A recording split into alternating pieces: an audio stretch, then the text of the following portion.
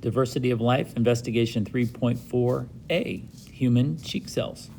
Last time we finished up looking at those mini ponds, those mini habitats, looking for microorganisms. Hopefully you found a few, maybe some paramecium, maybe some euglena, maybe some amoebas, maybe some volvox, maybe some spirogyra, some of those other ones kind of things.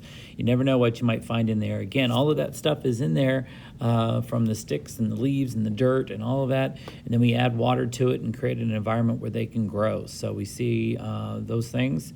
And hopefully you were kind of maybe either fascinated by them, or I'm sure there were some that were probably grossed out.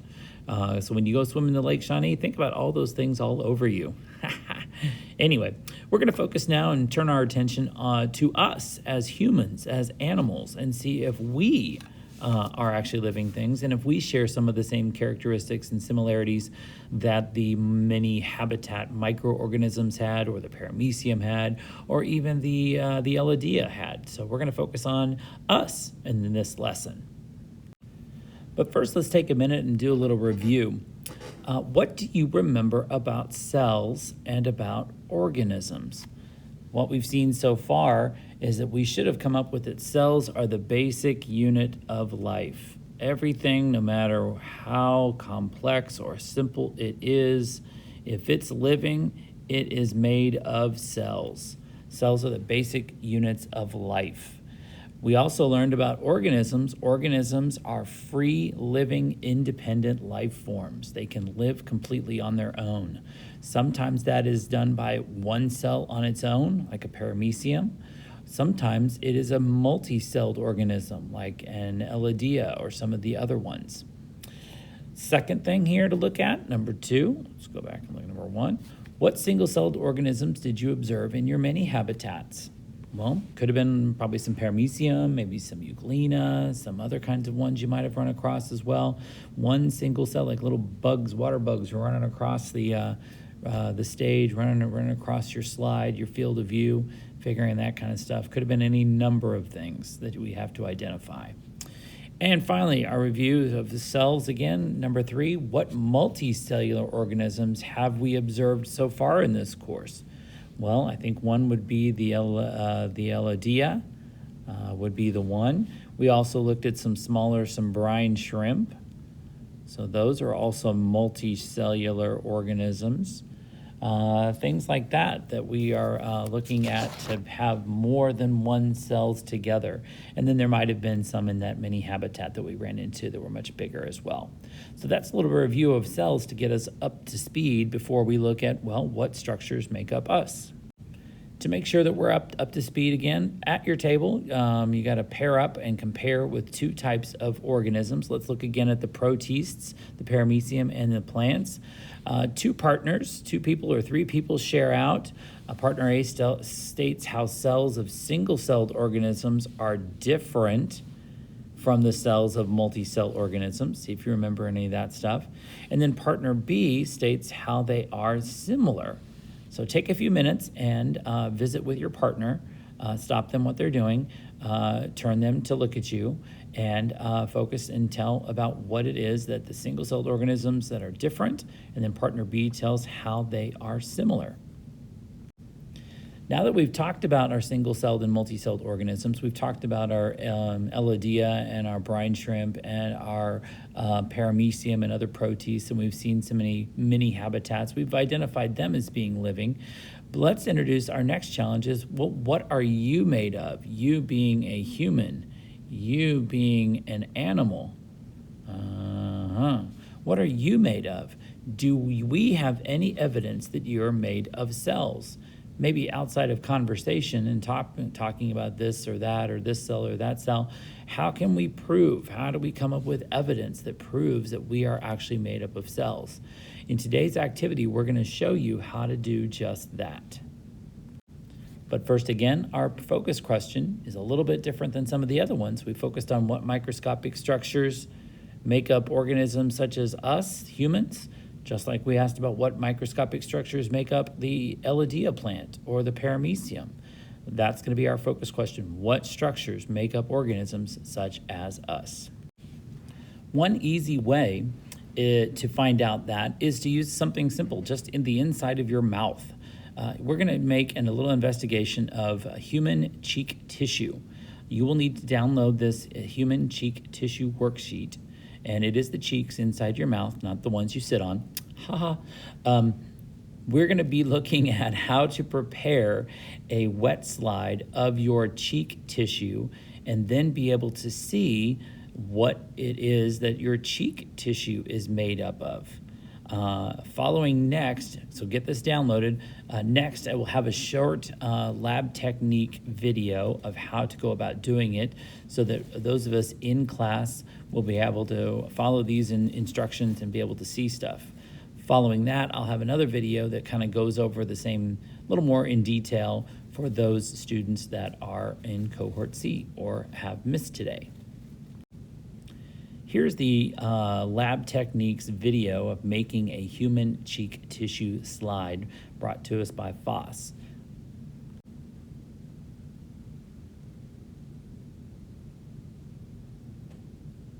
In order to find out what microscopic structures humans are made of, you will investigate a sample of your own cheek tissue. You will need a microscope toolkit, sterile cotton swabs, methylene blue stain, and a waste container. Follow along on the human cheek tissue notebook sheet as we describe the process. Take a cotton swab from the bag and do not touch the end to anything.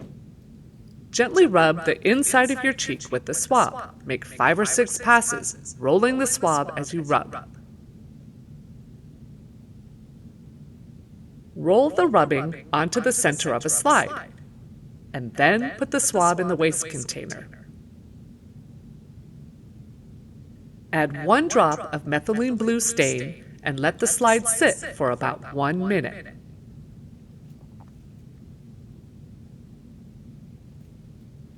Methylene blue is a stain that is used in biology and medicine to highlight particular structures. It will also stain clothes, skin, and books, so be careful in using it. Hold the stained slide over a waste container and rinse it with a few drops of water to remove the extra stain. The cheek tissue is stuck to the slide, so it will not be rinsed off.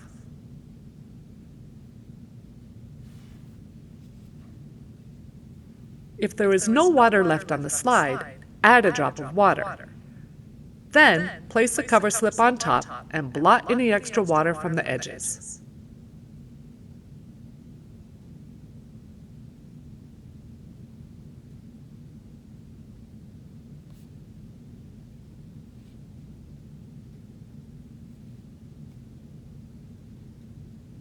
Place the slide on the microscope and view it under low power.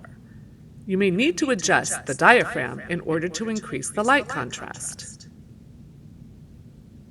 Increase to high power and draw what you see.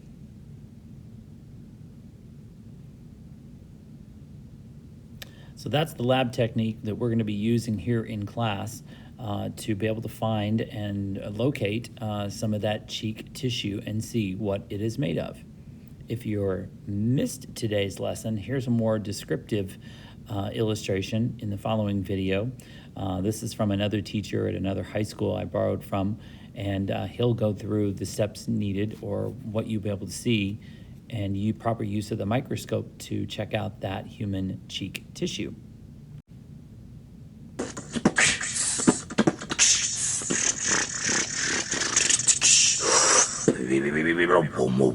Science.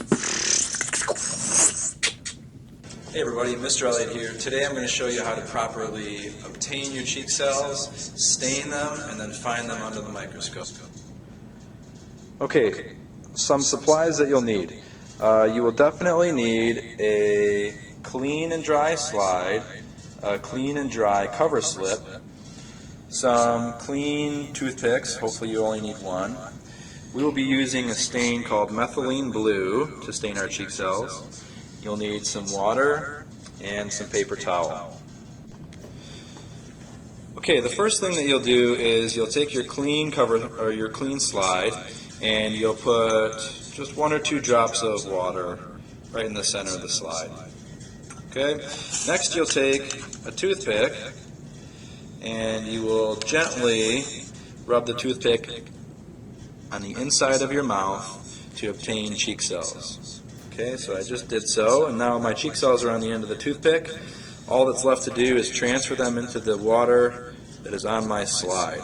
And I do so just by twisting the toothpick around into the water. Once I do that, it's important to properly dispose of the toothpick. And then I'll take my slide, my cover slip, and I will gently lower it down onto my water that contains my cheek cells. The next step is going to be wicking stain underneath. What you do is you place just about one drop on the side of the cover slip. You should land it on the slide, not on the cover slip, and you'll start to see it travel across the slide. But we want to make that happen a little bit faster. So what you do is you take your paper towel, tear a little sheet off of it, and place it down on the opposite end. And what you'll start to see happen is the stain will travel underneath the cover slip and into the paper towel. Okay, it'll draw all the water out and it'll draw all the stain across. Once you have that done, just dab up any extra methylene blue that's on top of the slide because we don't want that getting onto the objectives of the microscope. And you're good to go. You've got your slide. Don't forget to properly dispose of the paper towel. And we're good to take this over to the microscope. Okay, so we've got our slide. Let's take a look under the microscope and see what we see. One thing that you want to make sure when you get to the microscope is that everything was broken down properly. You'd want to make sure that the low power objective was clicked into place, that the stage was all the way down, and the nose piece should have been rotated back over top of the arm. So we can reverse all those steps to get the microscope ready. We'll turn the switch on, and that should illuminate the microscope. Okay, and so you take a look and you won't see anything, it'll be blurry, but the big thing that you want to do first and foremost is you'd want to use the coarse adjustment knob on low power to bring it closer to view. Perfect. Let's take a look at what we see.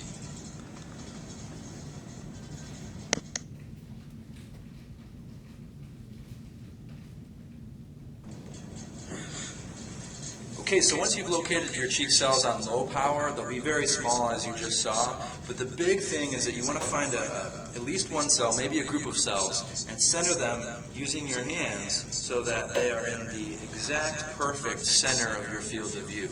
Once they're clear, they're focused, and they're in the center of your field of view, then you can advance onto the medium power objective. Let's take a look at what we might see.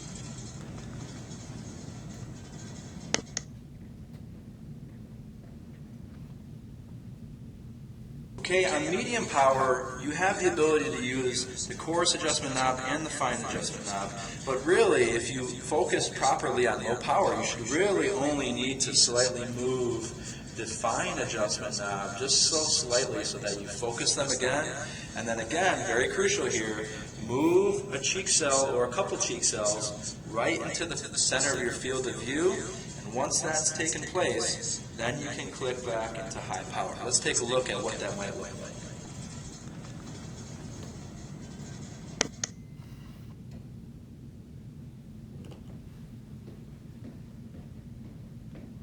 Okay, so reviewing them on high power, the crucial step with high power is that you only touch the fine adjustment knob on high power. Only touch the fine adjustment knob on high power.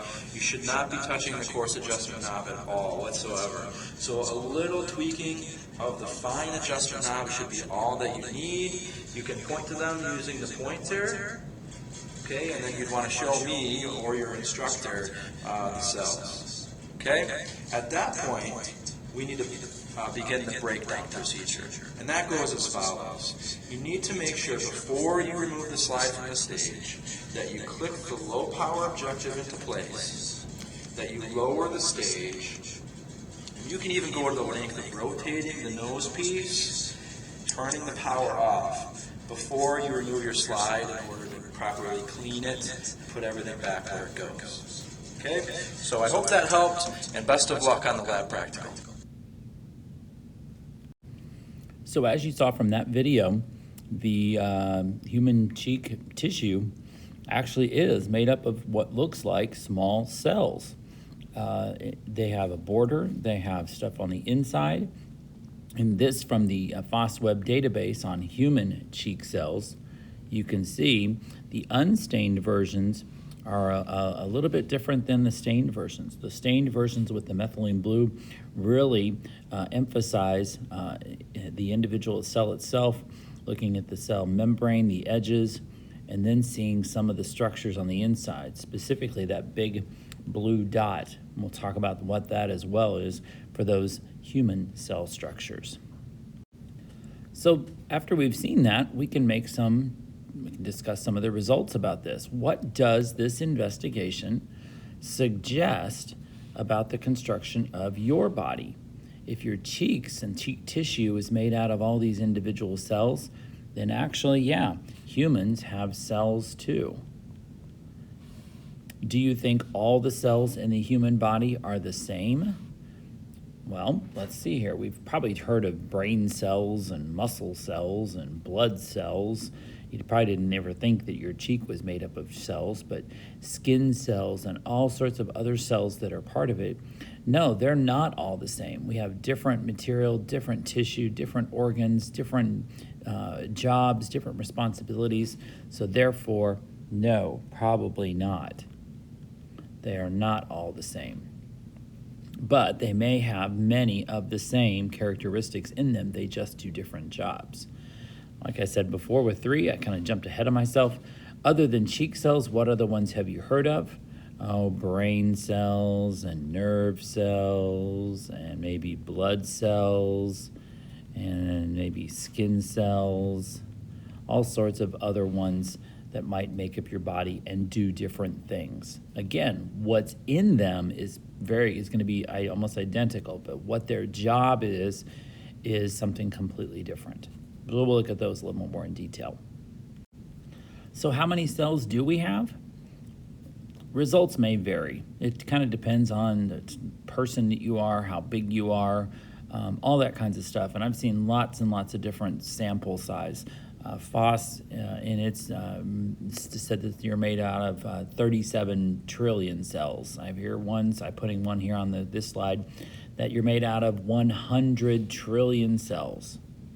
So yeah, if all of these different cells in the human body are alive, how do they get their resources, such as food, water, oxygen? How do they get those in order to stay alive? A key thing is they all have to be able to get to a bloodstream system of some sort, a capillary. Oxygen, food, water, all of that stuff is taken to all those cells so that they get those resources so that they can stay alive, and it's through your blood system. That's a lot of different roadways to be able to get to every single cell in your body. But every single cell in your body needs those resources to be able to stay alive. If they don't, then they die as individual cells. If enough of them die, then you as an organism will also die as well. A little bit more of a result. It's been suggested that all life is aquatic, meaning water. How do you think that applies to humans? Well, considering that all cells have water in them, the cytoplasm and everything else, and that we have water in us, all right, most 75% of us was water. And then the bloodstream that carries all of that, the blood, the plasma, and everything else, is a lot of water as well. In order for life being aquatic, that falls under this category too. We are 75% water. Without that water to give our cells the water they need to have us and the tissue make it and to use for our blood, we would not be living. So water is all important. And finally, when we look at the cell structures, what cell structures could you see in those cheek cells? Remember, they were kind of a blobby sort of thing like that. And then the one big thing that you maybe saw in the center was kind of a circle, a dot dark colored dot, blue dot, whatever it is. Anybody know what that structure is? You should have seen it, maybe something from similar in looking at the paramecia and everything else. We'll be talking about this cell structure, its nucleus, and the other cell structures in a human cell and an animal cell in the next lesson. Make sure that you complete that human cheek cell observation sheet and upload that to your Canvas for this lesson. Thank you.